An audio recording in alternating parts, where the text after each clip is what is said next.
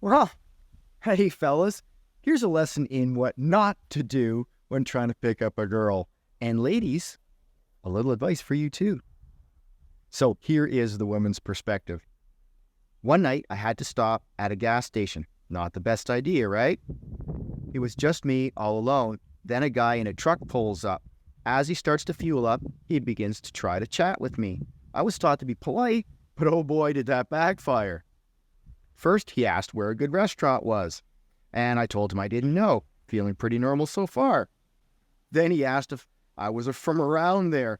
I lied and said yes, but added that I just don't eat out that much. I just didn't feel comfortable answering that one truthfully. And then came the creepiest question. Are you alone? So now I'm scared. He started walking closer. I stopped fueling, jumped in my car, locked the doors. Then he was right outside my window saying, "Hey, I'm not a stalker. Why are you acting like that? I'm a nice guy." And then he called me some nasty names. Typical, right? So, to the fellas, none of this is cool. If you feel like you have to say that you're a nice guy, you're not. Stop thinking about how you feel, or if you feel insulted or rejected.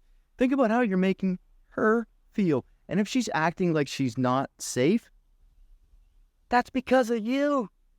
Now, ladies, some advice. We men, myself included, we can be fairly stupid.